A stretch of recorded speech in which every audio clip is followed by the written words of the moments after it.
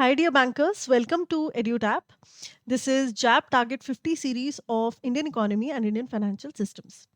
तो ये जो सीरीज़ है हम लेकर आए हैं जैब नवंबर 2026 एग्ज़ाम के लिए। अगर आप प्रिपेयर कर रहे हो और चाहते हो कि आप बढ़िया तरीके से कॉन्सेप्चुअल क्लैरिटी के साथ आगे बढ़ो, तो लेट मी टेल यू ये सीरीज़ बहुत हेल्प करने वाली है आपकी, क्योंकि इसमें हम 50 टॉपिक्स ऐसे लेकर आएंगे जो कि एग्जामिनेशन पॉइंट ऑफ व्यू से बहुत ज़्यादा ज़रूरी है और आपको जैब क्वालिफाई करने में बहुत मदद कर सकते हैं। तो आज का जो लेक्चर है that is the fourth lecture and today we are going to cover the topic sectors of Indian economy. ये मॉड्यूल ए का टॉपिक है और बहुत इंपॉर्टेंट है। एग्जाम में से काफ़ी क्वेश्चंस इसमें से पूछे जाते हैं, मतलब हर अटेम्प्ट में एक या दो क्वेश्चंस इसमें से आते ही हैं।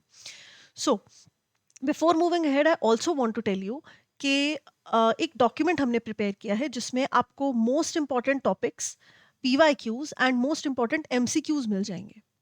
इसका लिंक डिस्क्रिप्शन में दिया हुआ है और बहुत हेल्प करेगा आपको ये प्रैक्टिस में और अपनी प्रेपरेशन को चैनलाइज करने में, डायरेक्शन देने में। तो इसे एक बार चेकआउट जरूर करिए, it is absolutely free of cost. So let's start sectors of Indian economy. देखो, कोई भी इकोनॉमी है तो उसे हम अलग अलग तरीकों में बांट सकते हैं, अलग अलग भागों में बांट सकते हैं। इस बाइफरकेशन को करने के तीन तरीके हैं हमारे पास जब हम इकोनॉमी की बात करें। सबसे पहला तरीका on the basis of economic activities, यानी कि एक कंट्री में चल रहे जो भी बिजनेसेस हैं उनको मैं डिवाइड करूं इस बेसिस पर कि वो क्या काम कर रहे हैं, पैसे कमाने के लिए कौन सी इकोनॉमिक एक्टिविटी वो कैरी ऑन कर रहे हैं।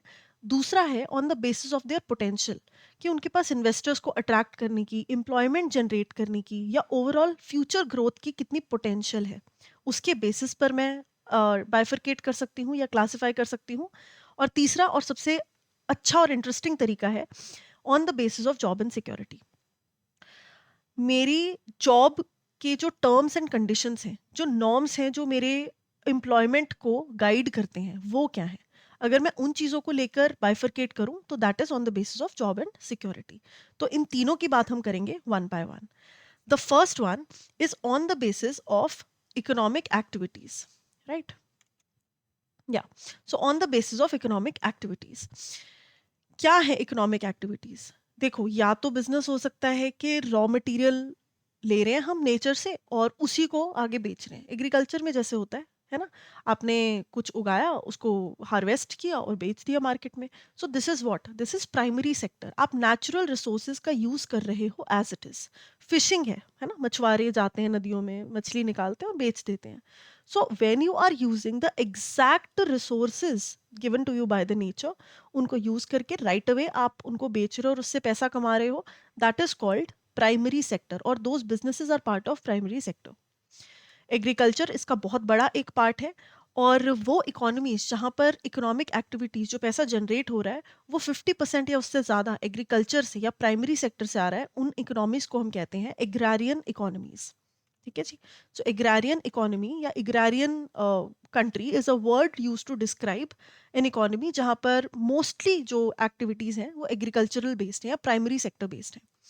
ये काफ़ी बड़ा major source of national income रहता है डेवलपिंग कंट्रीज का भी। ठीक है, तो जो कंट्रीज डेवलप हो रही हैं अभी, अपने पूरे प्रॉपर डेवलप्ड नेशन नहीं बनी है, तो ऑब्वियसली बात है वहाँ मैन्युफैक्चरिंग और जो सर्विस सेक्टर है, जो टर्शरी सेक्टर है, वो इतना इवॉल्व नहीं होता। ज़्यादा डिपेंडेंसी जो है that is on the agriculture sector. और इंडिया के साथ भी बहुत साल तक यही होते रहा। We were mostly after independence, हम मोस्टली एक एग्रारियन इकोनॉमी थे। फिर आता है जी सेकेंडरी सेक्टर, यानी कि वो सेक्टर जहां पर आपने जो रॉ मटेरियल लिया है नेचर से, उसे कन्वर्ट करते हो आप into finished products. This is called industrial sector. So factories, manufacturing units, है ना, these all are part of secondary sector. कोई भी बड़ी कंट्री अगर है ना, डेवलप्ड नेशन है, तो उसका सेकेंडरी सेक्टर बहुत ही इवॉल्व होगा। That will always be a characteristic of a developed nation. ज़्यादा से ज़्यादा जीडीपी, यानी कि ग्रॉस डोमेस्टिक प्रोडक्ट, आपका इस सेक्टर के एक्टिविटीज़ के थ्रू आ रहा होगा। और जो जॉब्स हैं वो इंडस्ट्रियल नेचर की होंगी, चीज़ें बन रही होंगी, है ना। तो आपने देखा होगा India is also trying to boost a lot of its manufacturing power, है ना। मैन्युफैक्चरिंग हब इंडिया बनना चाहता है। मैन्युफैक्चरिंग हब कौन सा वाला है? Manufacturing hub, global manufacturing hub. हम चाहते हैं कि भाई ग्लोबली हम इतना ज़्यादा प्रोड्यूस करें और इतना ज़्यादा एक्सपोर्ट करें कि हमारी ग्लोबल डोमिनेंस बने as a country who is able to produce a lot. ठीक है जी। So that is the power of secondary sector. फिर आता है टर्शरी सेक्टर या सर्विस सेक्टर। अब ये जो सेक्टर है ना, ये बहुत इंटरेस्टिंग है। देखो, एक तो ये इंटैंजिबल सर्विसेज प्रोवाइड करता है। मतलब कि ये सेक्टर जो सर्विसेज दे रहा है ना, ये सेक्टर जो चीज़ प्रोड्यूस कर रहा है, आप उसको छू नहीं सकते। क्या आप टीचिंग को टच कर सकते हो? नहीं। है ना? क्या आप बैंकिंग को टच कर सकते हो? नहीं। अब ये मत कहना कि मैम हम बैंक को टच कर सकते हैं जाके। ठीक है, वो दैट इज अनदर स्टोरी, वो इंफ्रास्ट्रक्चर है। ठीक है, लेकिन जो सर्विस वहां से मिल रही है, that is intangible, that is untouchable, है ना, it can not be touched. So that is the characteristic of tertiary sector. जो भी यहाँ से प्रोड्यूस हो रहा है, that is intangible in nature, and most importantly ये एड प्रोवाइड करता है। It provides an aid to primary and secondary sector. यानी कि ये जो सेक्टर्स हैं दो हमारे, ये अच्छे से काम करें उनके लिए ये एड भी प्रोवाइड करता है। अब ये आपको बहुत अच्छे से पता होगा कि education, banking, health care, transport, communication, ये सारे क्या हैं? ये टर्शरी सेक्टर है ना? इन सारी सर्विसेज को आप टच नहीं कर सकते, दूसरा ये एड प्रोवाइड कर रही हैं। कैसे? आपको, आपके खेत हैं, है ना? खेत में चीज बोने के लिए, है ना, एक साइकिल बेसिकली निकालने के लिए आपको कुछ पैसा उठाना है। कहाँ से लोगे? अलग अलग फॉर्म्स ऑफ फाइनेंसिंग से पैसा लोगे। तो वो जो फाइनेंसिंग आ गया, है ना, बैंकिंग का या फाइनेंसिंग का पार्ट आ गया, that is what, that is tertiary sector. ठीक है जी। काम आप कर रहे हो एग्रीकल्चर का, लेकिन इसकी मदद तो लेनी पड़ी ना। ट्रांसपोर्टेशन, एक चीज को, रॉ मटेरियल को फाइनल प्रोडक्ट तक पहुंचाना है या फाइनल कंज्यूमर तक पहुंचाना है, उसको कन्वर्ट करके, मैन्युफैक्चरिंग करके। कैसे करोगे? With the help of transport. So it always provides an aid to the other two sectors. फिर आ जाता है जी कि ये जो है ना, ये दो तरीके से डिवाइड हो सकती हैं, quinary sector and quaternary sector. There can be two further classifications of tertiary sector, quinary and quaternary. Quinary sector होता है जो top level decision making roles होते हैं, यानी कि बिल्कुल जो कंट्री में टॉप नॉच सीईओज हैं, गवर्नमेंट ऑफिशियल्स हैं जो कि पॉलिसीज बना रहे हैं, लॉ मेकर्स हैं, है ना, वो सब लोग जो कि बैठकर कंट्री किस डायरेक्शन में जाएगी उस चीज पे अपना योगदान दे सकते हैं, उन्हें हम कहते हैं part of quinary sector. This is also called brain of the economy. अब कोई सुप्रीम कोर्ट के जज हैं, वो जजमेंट पास कर सकते हैं, है ना, he is advisor to the government as well for making laws. अब ऐसे में क्या लेजिस्लेशंस होंगी, क्या लॉज नए आएंगे, है ना, क्या रूल्स पास होंगे, इन सब में दिमाग लगेगा, और वो डिसीजन मेकिंग पावर जो है वो उन लोगों के पास है। So they are part of quinary sector. यही चीज ये जो लीगल एडवाइजर्स हैं, फाइनेंशियल एडवाइजर्स हैं, पॉलिसी मेकर्स हैं, ये जब पढ़ रहे थे स्कूल कॉलेजेस में, है ना, अपनी नॉलेज गेन कर रहे थे लॉ स्कूल में, वो कहाँ से आ रही थी? वो आ रही थी क्वार्टरनरी सेक्टर से। क्यों? क्योंकि जो भी टीचर है, इंटेलेक्चुअल पावर जो कंट्री की होती है, जो एक ह्यूमन को बेटर बनाती है ना, डॉक्टर्स को जो पढ़ाना है ना, डॉक्टर्स बनाना, teaching, research, information services, IT services, these are all part of knowledge sector, also called quaternary sector. तो ये एक बेसिक डिफरेंस आपको पता होना चाहिए। ये यहाँ पर मैंने एग्जाम्पल्स मेंशन कर दिए हैं, ये बहुत हेल्प करेंगे आपकी। शुरू शुरू में कंफ्यूजन बहुत होता है कि मैम ये क्वाइनरी का पार्ट है या उसका पार्ट है। तो ये मैंने एग्जैक्ट, जो काफ़ी सारे बार एग्जाम्स में भी पूछे गए और वैसे भी इंपॉर्टेंट है, ये मैंने एग्जाम्पल्स मेंशन कर दिए हैं, इसको आप पढ़ सकते हो। ठीक है जी। So then you have on the basis of potential, कितनी पोटेंशियल है किसी चीज में। तो देखो, ये सनराइज एंड सनसेट सेक्टर, नाम से ही पता चल रहा है, सूरज उग रहा है, मतलब बहुत पोटेंशियल है ना। अभी तो पूरा सवेरा हुआ और दिन अभी पूरा बाकी है। So these are the emerging new sectors with a lot of potential. They have a high growth potential, they are modern and innovative in their technology, और फ्यूचर की जो नीड्स हैं उनको ये केटर करते हैं। तो इसीलिए ये जॉब्स भी क्रिएट करते हैं, इन्वेस्टर्स बहुत अच्छे से इनकी तरफ अट्रैक्ट हो जाते हैं, और इनका फ्यूचर ग्रोथ का प्रोस्पेक्ट बहुत ज़्यादा है। सो इसके कुछ एग्जाम्पल्स हैं आपकी रिन्यूएबल एनर्जी, है ना, renewable energy, because resources, natural resources deplete हो रहे हैं। अब हमें चाहिए कि भैया रिन्यूएबल एनर्जी के सोर्सेज हमारे पास और आए। आईटी, है ना, आईटी में भी अब तो AI and all. Then you have your pharma, है ना, बहुत एक बूस्टिंग इंडस्ट्री है। Then you have your EVs, electronic vehicles, है ना, इथेनॉल। इथेनॉल इलेक्ट्रॉनिक से कोई लेना देना नहीं है, बट जस्ट टेलिंग यू कि इथेनॉल अगर आज की डेट में कोई बनाता है तो ऑब्वियसली उसका बिजनेस बूस्ट करेगा, because that is all that is going on currently. So sunset sectors क्या है? जो कि डूब रहे हैं, है ना, जिनकी अब उतनी रेलेवेंस नहीं है जितनी पुराने ज़माने में हुआ करती थी। तो डिक्लाइनिंग है, आउटडेटेड है, लॉसेस कर रहे हैं, और investors they are pulling out, तो एम्प्लॉयमेंट जनरेट करने का तो सवाल ही पैदा नहीं होता। तो इसमें आ जाती हैं आपकी जो पुराने ज़माने की चिट्ठी लिखने वाली सर्विस होती थी, है ना? आजकल कितनी रेयरली कोई लिखता होगा, तो वो। या फिर आपको याद होगा इस तरीके की डीवीडीज़ आया करती थी, है ना? जिसमें जनरली मतलब पेरेंट्स की शादी की एल्बम्स एंड वीडियोज़ जो हैं वो हुआ करती थी। वीसीडी और something I don't remember the name, but yeah this is how it looked like, है ना? तो ये क्या हो गया, this is an outdated technology. या स्टार्टिंग में जो हैंडी कैम्स आए थे, है ना? अब तो सब कुछ फ़ोन पे ही है। So these are all part of sunset sectors. Then you have on the basis of job and security. आपकी जॉब के नॉर्म्स क्या हैं, उसके बेसिस पर आप ऑर्गेनाइज्ड एंड अनऑर्गेनाइज्ड सेक्टर में बाइफरकेट कर सकते हो। जॉब्स जिनकी फिक्स टर्म होती है, आपको पता है कि आप सुबह इतने बजे जाओगे, शाम को इतने बजे आओगे, गवर्नमेंट के रूल्स फॉलो किए जाएंगे, मंथली सैलरी क्रेडिट हो जाएगी आपके खाते में। जॉब सिक्योरिटी है ना? अनलेस कुछ बड़ी मेजर प्रॉब्लम ना हो जाए, you have job security, you know you will be paid monthly. आपके ऊपर एक्ट्स लागू होंगे, है ना? जिस भी एक्ट के आप एलिजिबल हो वो एक्ट आपके ऊपर लागू होगा, ईपीएफ एक्ट, पीएफ एक्ट, है ना? Minimum wages what. Unorganised sector में ऐसा कुछ नहीं है। छोटी छोटी यूनिट्स हैं जो कि कहीं पर भी रजिस्टर्ड नहीं है, अपनी रोजगार कमा रही हैं। अब एक वेंडर है, सब्जी बेचने वाला है ना? उसको क्या पता बेचारे को कि आज वो गया है एक स्ट्रीट पे चला गया, अगले दिन दूसरी स्ट्रीट पे चला गया, उसको क्या पता आज कितने पैसे कमिंग मतलब कमा पाएगा या कल कितने कमा पाएगा। So these are not governed by any law and they are also not strictly followed. कोई रूल्स रेगुलेशंस है नहीं, और अगर हैं भी तो कोई बहुत ज़्यादा स्ट्रिक्ट उसके ऊपर रेगुलेशन नहीं है। डेली वेजेस वाले काम जिनकी जॉब सिक्योरिटी नहीं होती और कभी भी रिमूव किए जा सकते हैं, है ना? एग्रीकल्चर है, तो जो एग्रीकल्चरल लेबर्स हैं, and I am talking about not जिनके खुद के खेत हैं, एग्रीकल्चरल लेबर्स, है ना?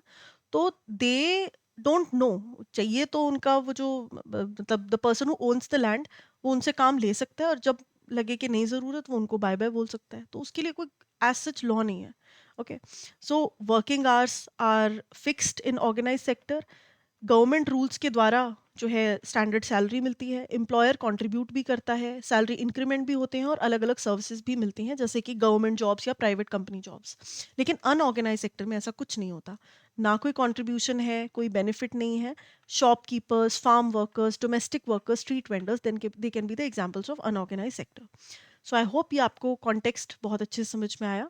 तो if I have to summarise this lecture जो हमने पढ़ा, है ना, बिकॉज एक चीज़ है बहुत ज़रूरी है, एक बार रेपिटेशन अब हो जाए, है ना? हमेशा मैं अपने स्टूडेंट्स को बोलती थी कि जितना आप रिवाइज करोगे उतना बेहतर होगा, है ना? तो अब वो चीज़ मैं खुद से ही इनकलकेट करने की कोशिश कर रही हूँ कि एक ही लेक्चर में आपके एटलीस्ट 2 बार कानों में से कोई चीज़ निकल जाए, सो दैट थर्ड टाइम जब आप उसको रिवाइज करो तो आपका बिल्कुल सॉर्टेड हो सीन, है ना? तो फटाफट से समरी देख लेते हैं आज के लेक्चर की। So we have spoken about categories, जिसमें कि इकोनॉमी को डिवाइड किया जा सकता है। 3 कैटेगरीज हैं, on the basis of economic activities, potential and job security. ठीक है जी। इसमें हमने देखा प्राइमरी सेक्टर जो रॉ मटेरियल यूज करती है, सेकेंडरी जो कि कन्वर्ट करती है into final goods, and tertiary sector जो कि सर्विस सेक्टर है, जो कि एड भी प्रोवाइड करती है इन दोनों सेक्टर्स को। टर्शरी का पार्ट है quaternary and quinary. Quinary is the brain of the economy and quaternary is the knowledge sector. Then you have on the basis of potential sunrise sector and sunset sectors. बहुत potential है तो sunrise, पुराना हो गया, obsolete हो गया है तो sunset. Then you have on the basis of job and security organised, यानी कि अगर नॉर्म्स बिल्कुल फिक्स्ड हैं, बेनिफिट्स फिक्स्ड हैं, आपको पता है कि आपने कितना काम करना है, how much you will be paid, and there will be some rule governing your employment, तो दैट इज ऑर्गेनाइज सेक्टर। और अगर ऐसा कुछ भी नहीं है तो अनऑर्गेनाइज सेक्टर। ठीक है, तो ऑब्वियसली अनऑर्गेनाइज जो है वो काफ़ी ज़्यादा रिस्की है। Agriculture, working on your own farms, है ना, it is a part of unorganised sector only. So इसके साथ ही ये कुछ क्वेश्चंस हैं which I want you to practise now. आप ये क्वेश्चन पढ़ो and try to answer it in the comment section. अगर आपका आंसर सही है तो बहुत बढ़िया बात है, अगर नहीं है तो try to revise the lecture. Okay, so sunrise sector is characterized by which of the following features? तो अब आप पॉज करो और गेस करो कि क्या आंसर सही हो सकता है। Declining stage of outdated technology, high growth potential with modern and innovative technology, है ना? तो सनराइज की बात हो रही है, यानी कि सूरज यहाँ पर उग रहा है, तो इट्स क्वाइट एविडेंट कि high growth potential with modern innovative technology. Low employment है ऐसा नहीं है, और इन्वेस्टर्स पुल आउट नहीं कर रहे होते, they are trying to invest more, so B would be the correct answer. Consider the following statements about the organised sectors. अब ऑर्गेनाइज सेक्टर्स की हमें बात करनी है। It follows government rules strictly क्या ऑर्गेनाइज्ड सेक्टर्स ऐसा करते हैं? बिल्कुल करते हैं।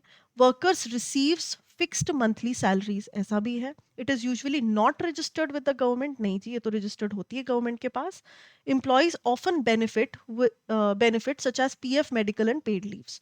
तो यहाँ पर 1, 2 and 4 would be the correct answer, so option B is your answer. Which sector is also known as knowledge sector? तो ये टर्शरी सेक्टर की बात हो रही है, जिसमें क्वाइनरी एंड क्वाटरनरी सेक्टर आ जाते हैं। Quinary is the brain sector, तो कौन सा सेक्टर यहाँ पर नॉलेज सेक्टर है? It is your quaternary sector. ठीक है जी, तो I hope this was very very clear to you, and now let me just discuss a little something with you. ये टॉपिक हमने बहुत बढ़िया तरीके से क्लियर कर लिया है। Now there are a few courses, अगर आप चाहते हो कि इन 50 टॉपिक्स के अलावा भी आप बढ़िया कॉम्प्रिहेंसिव तरीके से प्रिपेयर करना चाहते हो, और आप चाहते हो कि यार अभी ठीक टाइम है, अभी से ही स्टार्ट कर लो, है ना, बाद की वेट क्यों करनी, अननेसेसरी लास्ट मोमेंट केओस। तो अभी से छोटे छोटे स्टेप्स लेकर अगर आप प्रिपेयर करना चाहते हो कंसिस्टेंसी के साथ और कॉन्सेप्चुअल क्लैरिटी के साथ, तो ये कुछ कोर्सेज हैं जो कि आप edutap.in पर जाकर जैप कोर्सेज में स्क्रॉल डाउन करोगे तो आपको दिख जाएंगे। फर्स्ट इज मास्टर कोर्स, जिसमें कि आपको रिकॉर्डेड सेशंस मिलेंगे जो आप अपनी कन्वीनियंस के हिसाब से कभी भी देख सकते हो। कॉन्सेप्ट क्लासेस इन्हें हम कहते हैं। तो 10 से 20 मिनट की रिकॉर्डिंग्स हैं ये, हर एक कंपोनेंट से रिलेटेड, हर एक मॉड्यूल से रिलेटेड आपको मिल जाएंगी। इसके अलावा एग्जाम से पहले रिवीजन के लिए लाइव क्लासेस होंगी, कॉन्सेप्ट नोट्स होंगे, solve PYQs, chapter wise mock test and full length mock test होंगे, ताकि आप अपनी प्रैक्टिस अच्छे से कर सको। ब्रोशर डाउनलोड आपने ज़रूर करके देखना है एक बार, और डिटेल आपको समझ में आएगी, और इस कोड का इस्तेमाल करके आप डिस्काउंट अवेल कर सकते हो 75% का। Similar thing you can do for live crash course. अगर आपको चाहिए कि नहीं मैम रिकॉर्डेड तो देखने का टाइम ही नहीं होता, हम लाइव क्लासेस लगा सकते हैं। तो 2 hours live classes, and with the help of overall 60 live classes we'll be completing the JAB syllabus, and live crash course batch 1 this is going on, और बहुत जल्द बैच 2 भी आने वाला है। तो ब्रोशर आप डाउनलोड करके इसके फीचर्स भी देख सकते हो। इसमें आपको live classes and concept notes मिल जाएंगे आपके रिविजन के लिए, बाकी सब कुछ मिल जाएगा प्रैक्टिस के लिए। और अगर सिर्फ और सिर्फ प्रैक्टिस करनी है, आपका ये सेकंड या थर्ड अटेम्प्ट है जो आने वाला है, and somehow you could not qualify in the earlier attempts, और आपको चाहिए कि नहीं मैम हमें कॉन्सेप्ट पता है, अब हम सिर्फ प्रैक्टिस करनी है, तो टेस्ट सीरीज आप चेकआउट कर सकते हो। सभी के साथ सेम है, ब्रोशर में डिटेल्स है, कोड यूज़ करके आप डिस्काउंट अवेल कर सकते हो। सो आई होप कि आज का लेक्चर बहुत फ्रूटफुल रहा आपके लिए। मुझे कमेंट्स में ज़रूर बताइए, and I will see you in the next lecture, everybody. Thank you so much. Have a great day.